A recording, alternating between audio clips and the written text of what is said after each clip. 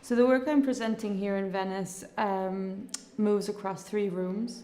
In the first room there's a floor piece in a way. It's made of a collection of tiles that have been configured sculpturally. And then there's a film in the second room, which I made partly in Vancouver, partly in Glasgow, and partly in Peru. And then in the last room there's a set of curtains and 3 photographs.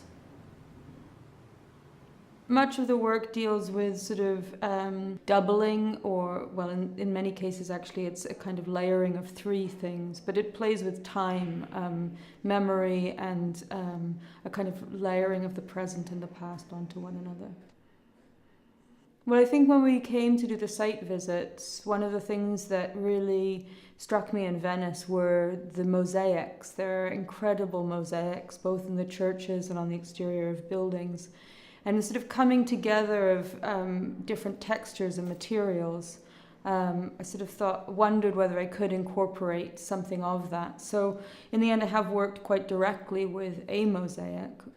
That kind of layering or bringing together different forms and structures has played out across all of the work.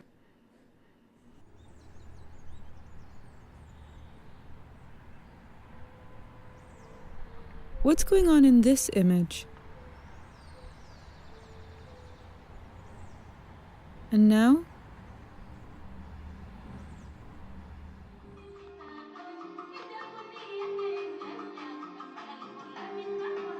And this space, flashing by, do you recognize it? Could you? Working in Venice has been fantastic. I'd never been to the city before, so it's been an incredible experience. It's a fascinating city in the way that on the one hand, it seems to be constantly changing. One moment you see a vista will open up and then it disappears, and sometimes you can see things and sometimes you just know that things are behind walls. They're incredibly invisible, but you can hear them. And so some of that play of visibility and invisibility, I think, has sort of come into the work. And also in terms of the way that it seems to hold the past,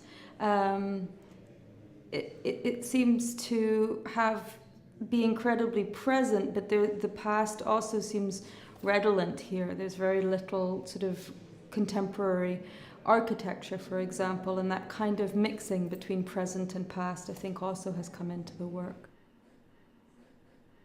I suppose one of the things I'm looking forward to in terms of the future of the work has to do with being able to show it again in Glasgow. The plans at present are that we take the exhibition here and that we'll be showing it in the summertime at the Common Guild, and we've got a bit of time before that happens, so it means that we get to re-explore the work, but it also means that we get to present it to an audience that we know.